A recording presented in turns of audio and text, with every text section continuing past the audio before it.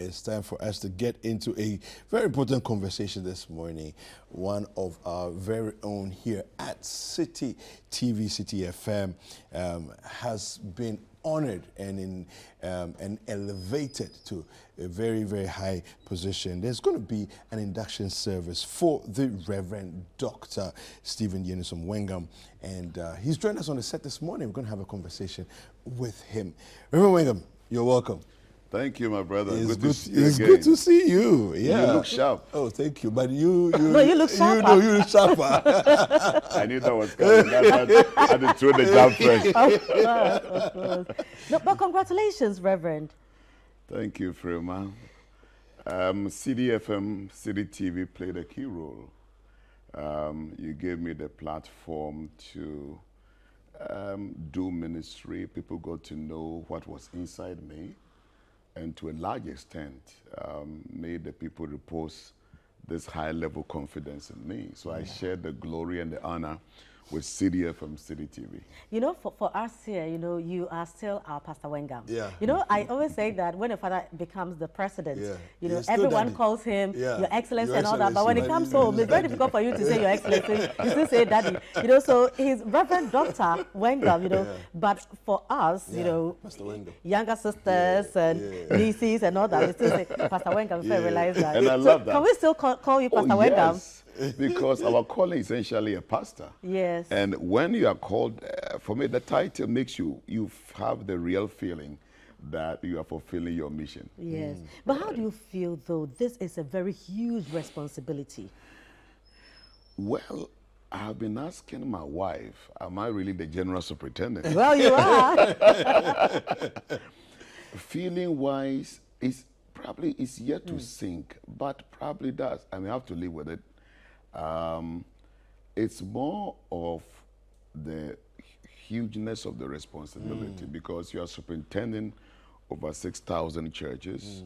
We have close to 4,000 pastors, and our current population is 690,000 members.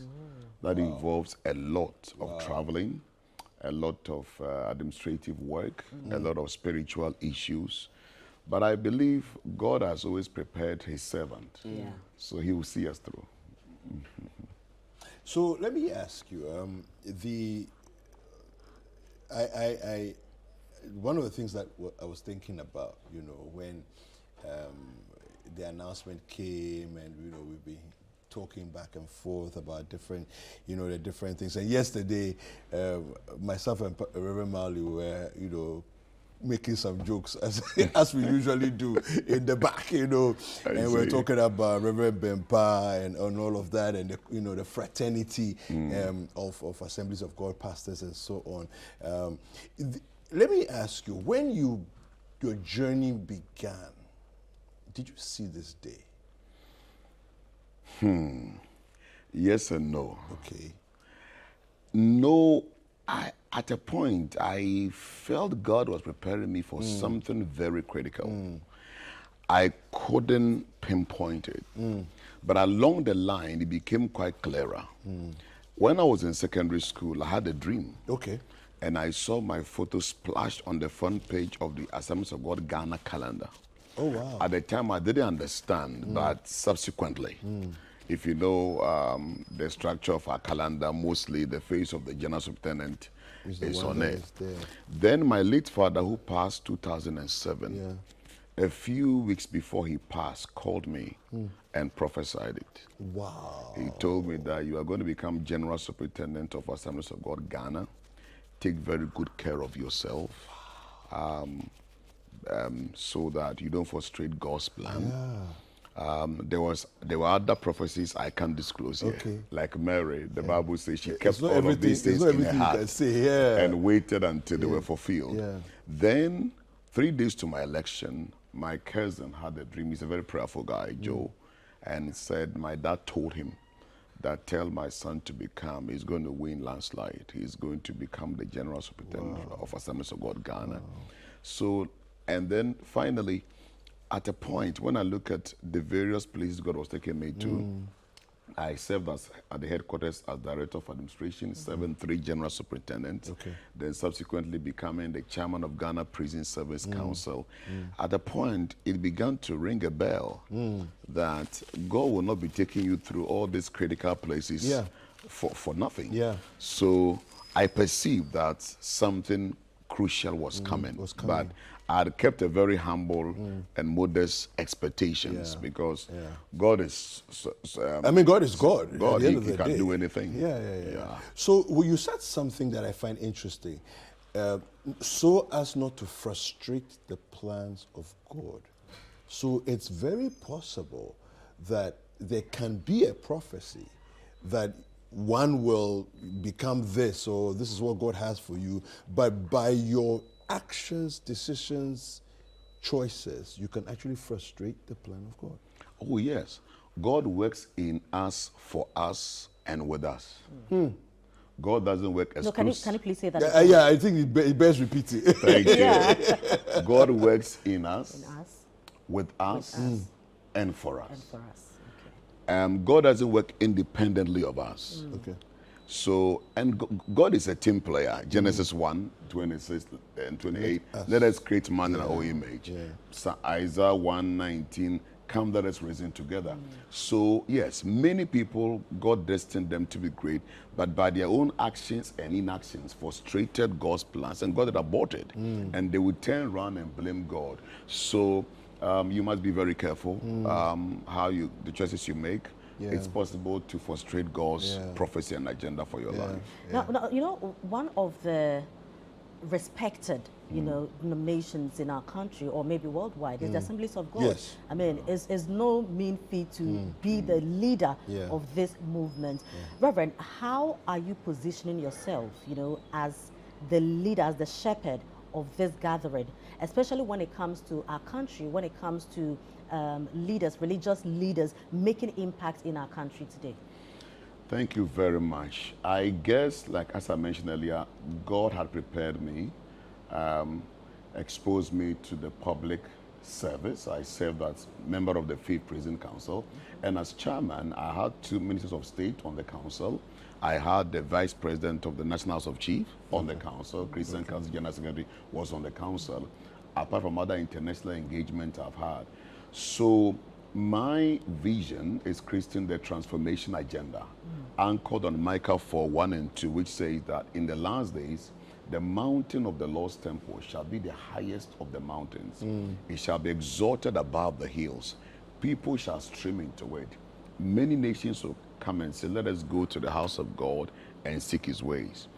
God's vision is that the end time church must be prominent, influential, impactful, visionary, model the way. And I want to reposition Assemblies of God Ghana to reflect the qualities indicated in Micah 4, 1 and 2. And in this country, we have been created with many first things. The mistake we made is that we've not trumpeted our achievement. We are the first Pentecostal church to have started from the north, Yendi, 1931. Oh, wow. The first to establish hospitals in this country. Techiman, Saboba, Napanduri. Currently, the one in Saboba serves close to 100 villages. Some crossover from Burkina Faso and Togo.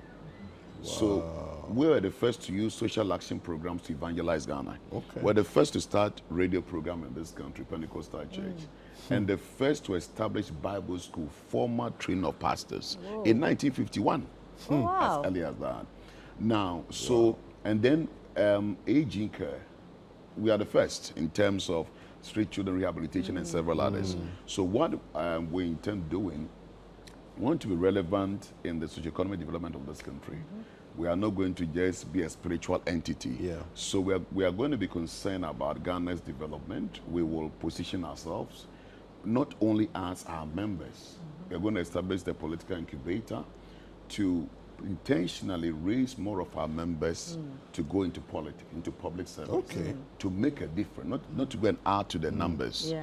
And we are apolitical, but then we're going to empower members to serve in all the political parties.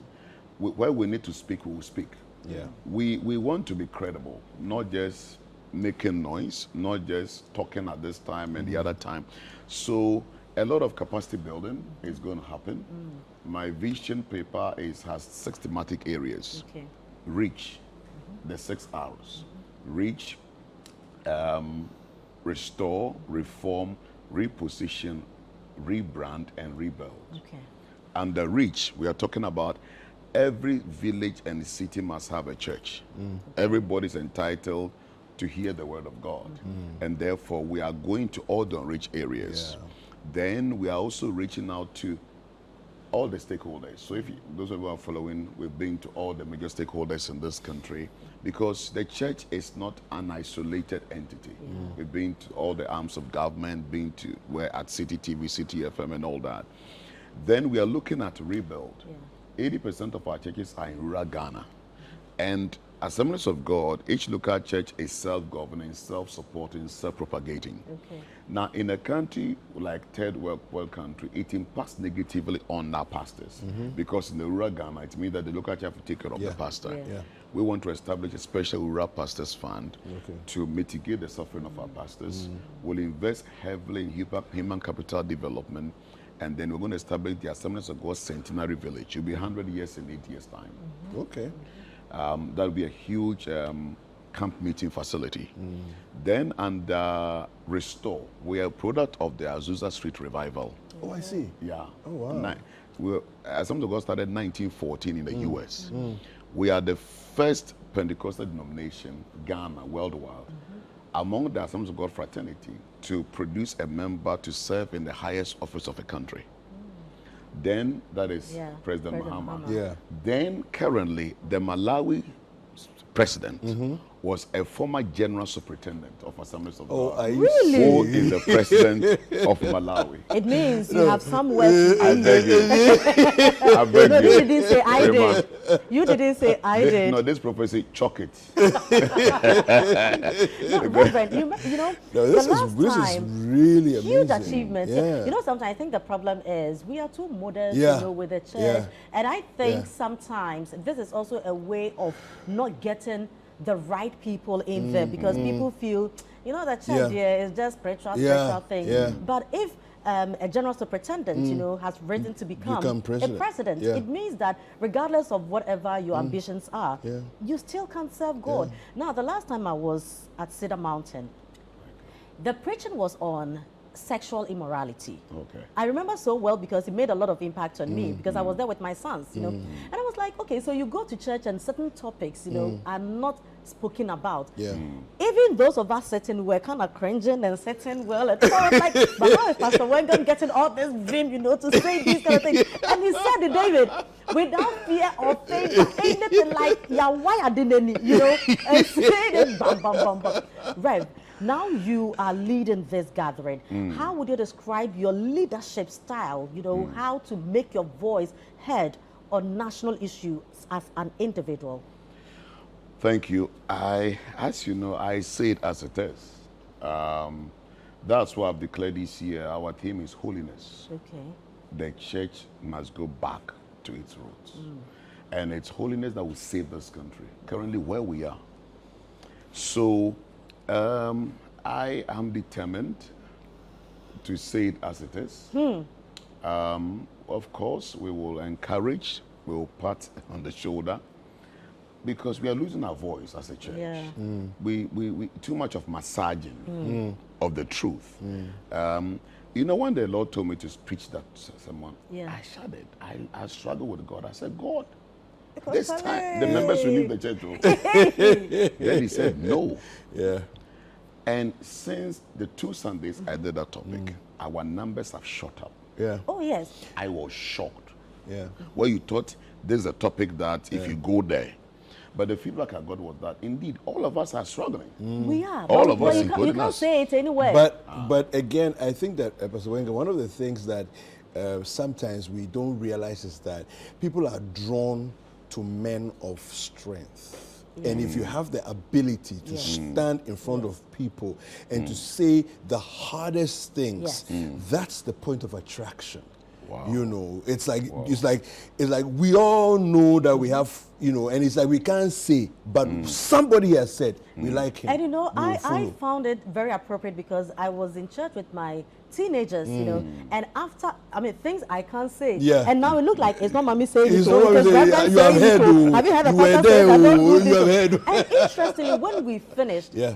but I remember telling you, the boys were like, Mommy, I think we should come to this church. I was like, oh, okay, because at least Pastor Wengam will do 70% of my work for me. And I think that it's something that maybe we need to think about more and talk about more. You know, that the show of strength is actually a very attractive thing.